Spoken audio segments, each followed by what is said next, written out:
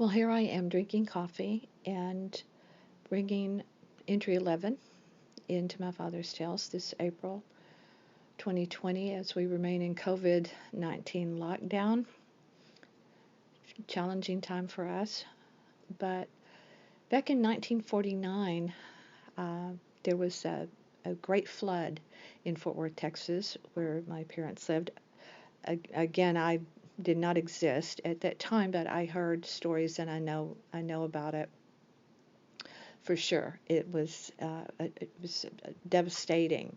The banks of the Trinity River, Fort Worth, Texas, was built on the banks of the Trinity River, and there were days and days and days of pounding rain, and this massive flood was a result of that from the rising Trinity River and I guess the banks of it. Any dam system they had broke, but it it impacted 1,000 businesses and I think 13,000 people or something like that. 10,000 anyway were left homeless, and where my parents lived was on a hill, and so they were okay. But why I bring it up is because I've talked a lot about my dad and boating. And this was one time when he used his boat for very serious work because residents in Fort Worth, in order to get around, really, if you wanted to get around very much, you had to use a boat to get here and there. But so much of the city was underwater.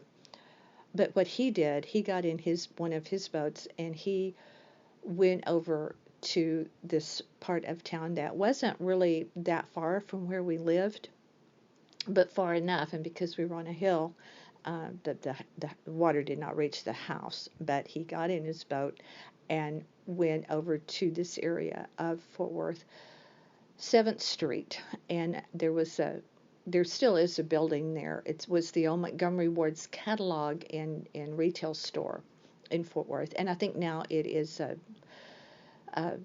I think it's apartments or condominiums or something there in Fort Worth, I believe. But it was a huge building, and that was the part of town where he took his rescue work. He worked with the rescue people there. He didn't head up anything, but he was part of the rescue operation where he would go around and rescue people that were stranded or stuck or needed help, and he did that for days with his boat.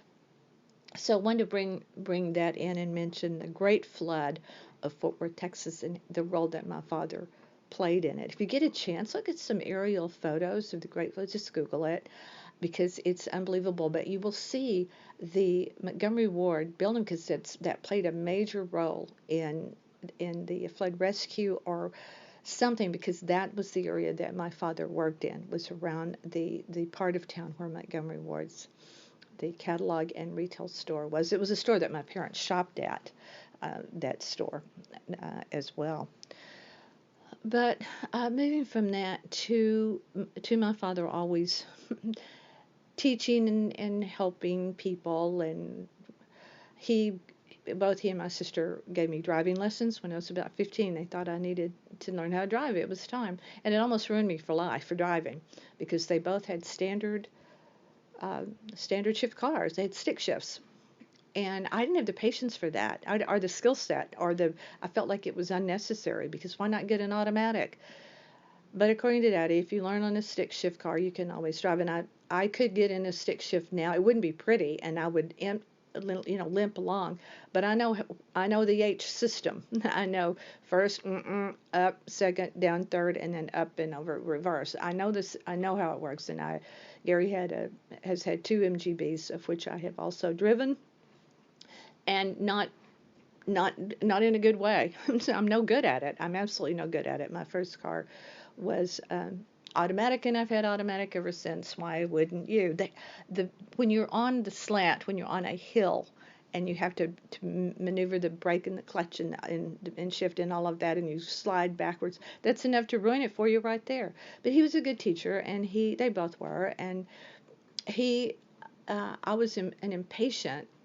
I want to learn something right away, and so I didn't have any patience, and even though my father uh, taught me, the one thing that stuck with me, um, I still hear his voice in my head. Not that I heed it all that well, is to not let drivers around you bother you. Pay attention to traffic as needed, but not unnecessarily. Don't let people that are on your bumper or cut in front of you uh, bother you. And that still sticks with me. Like I said, although I'm not necessarily that great about it. My father could do these fun things, though. He could, when Gary and I were dating, he brought over a fish bowl with 2 goldfish in it, and he was romantic. Like he still is. He still does stuff like that. He's sweet. He's a wonderfully sweet, kind man, and very romantic and giving. And so when he brought me these fish, and after a few days, as will happen with goldfish, they died. And I came home. I'd been gone. I came home. They were dead, and I started crying because, you know how young love is. Oh my gosh, the fish Gary gave me died. My parents left, and a little bit later they came back with goldfish. Of course, it wasn't the same as getting goldfish from this wonderful guy in my life, but it was very sweet. And so I don't know how long those two lasted. Goldfish, they don't last a lot.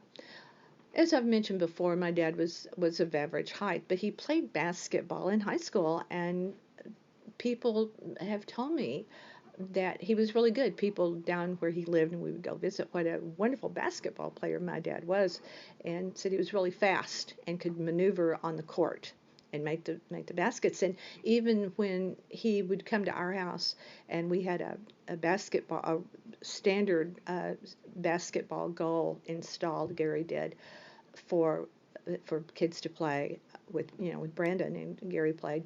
Daddy would always grab a basketball, and he always put it through the hoop. He always made the shot. So while he was a really smart man, he also had these other skills.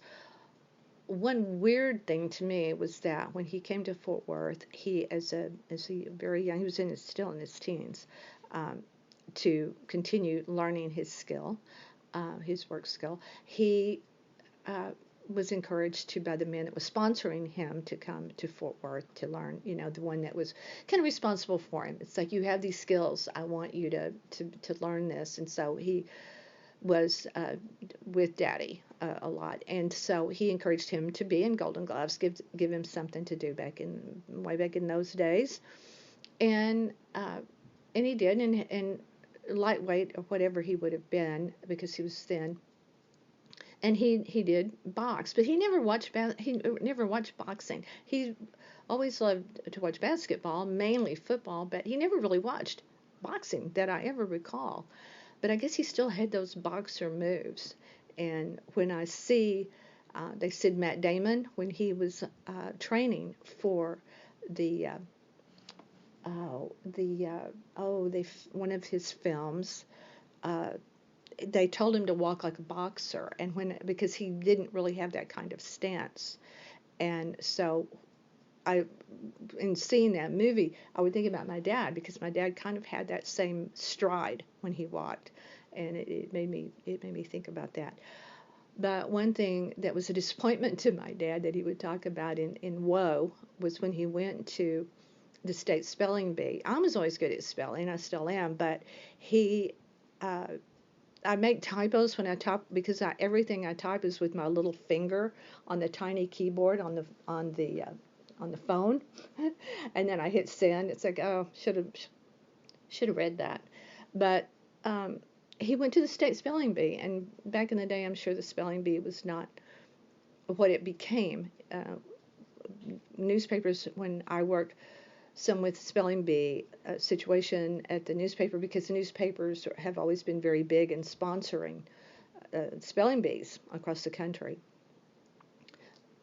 And I'm sure back in his day they were, even on a state level, very modest, but he went to the state spelling bee, and he always lamented over the word that he missed, because he couldn't believe it. He said when they gave him the word to spell, he went completely blank. Nothing came to his head, and he misspelled the word, and it was all together. He said, how can you miss all to get her? How can you miss that word? And he talked about that forever. So this is my entry 11 into my father's tales, and I have some more that I will be bringing, a couple that are really important to me. One is his well-known and beloved barbecue. He barbecued like a pro. So I'm going to share that. I want to get that on tape.